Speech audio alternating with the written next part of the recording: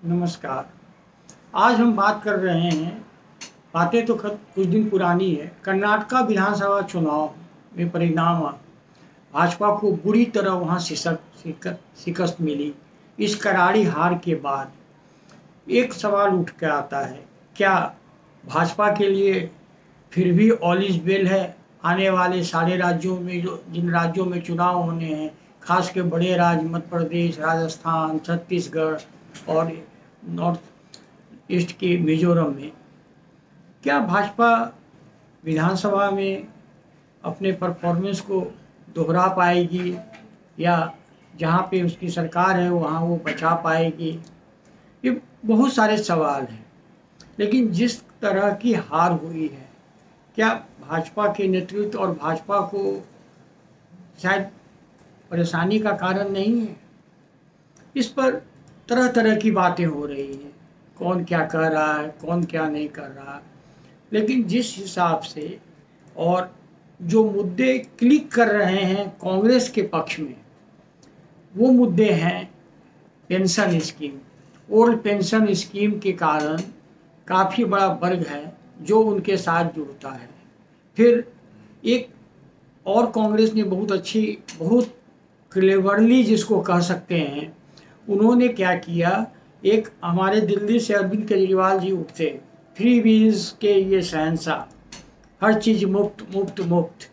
लेकिन कांग्रेस ने बिना कहे उसमें से कुछ पॉइंट्स को उठाकर फ्री व्हील्स को अपने घोषणा पत्र में बहुत स्मार्टली उन्होंने मिक्स किया और उसके के कारण उनको वोट मिले हैं।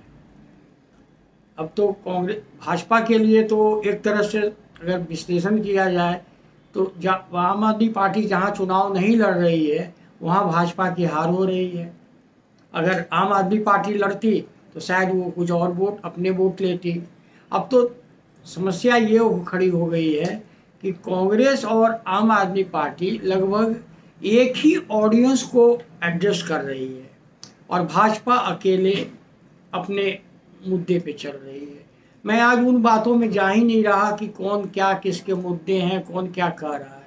मैं ये बताना कोशिश कर रहा हूँ जानने की और समझने की कि भाजपा के लिए आने वाले 4 राज्यों के चुनाव क्या खतरे की घंटी है या ऑल इज वेल?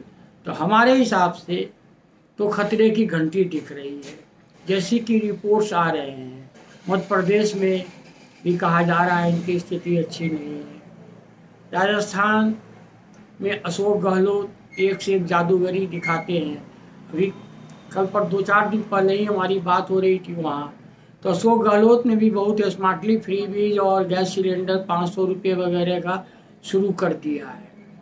हालांकि कहने वाले ये भी कह रहे हैं कि राजस्थान में 10 रुपया महंगा पेट्रोल करके उन्होंने एक तरफ से तो मात्र 500 रुपये का दे रहे हैं सब्सिडी और एक तरफ 10 रुपये का पेट्रोल बढ़ाकर हर आदमी के ऊपर बोझ लाद दिया है। तो खैर ये सब तो राजनीतिक आरोप हैं, वो लगते रहेंगे, चलते रहेंगे। लेकिन जो रिपोर्ट्स आ रही है जनता से, विधानसभा के अंदर भाजपा की स्थिति कहीं भी अच्छी नहीं दिख रही है। तो हमारे मन में एक ही सवाल उठा, क्या कर्नाटक का चुनाव भाजपा के लिए गेम चेंजर हो जाएगा? क्या भाजपा कर्नाटक के बाद से लगातार चुनाव हारेगी? जहाँ तक अब तक तो जो रुझान लग रहे हैं और जैसे रिपोर्ट्स आ रहे हैं उसमें तो कुछ ऐसा ही प्रतीत हो रहा है। लेकिन यहीं पर एक बात और बताता चलूँ, कहीं भी किसी को किसी भी राज्य में भले उनको भाजपा के स्थानीय मुख्यमंत्री से परेशानी है, मगर उनको नरेंद्र मोदी से कहीं दिक्कत नहीं है।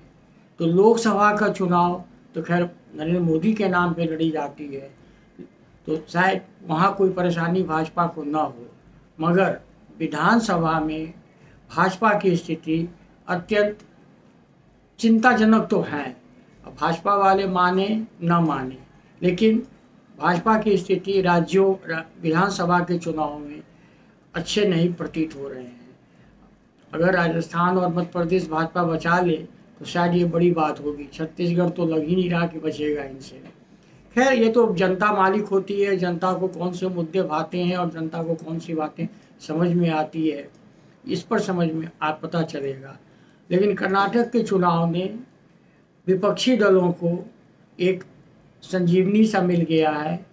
कांग्रेस को तो मानो ऑक्सीजन इतना मिल गया है कि अब वो हर मामले में कुछ ज़्यादा ही चहक रही है। वो चहकना भी चाहिए, बहुत दिनों के बाद उन्हें मौका मिला है।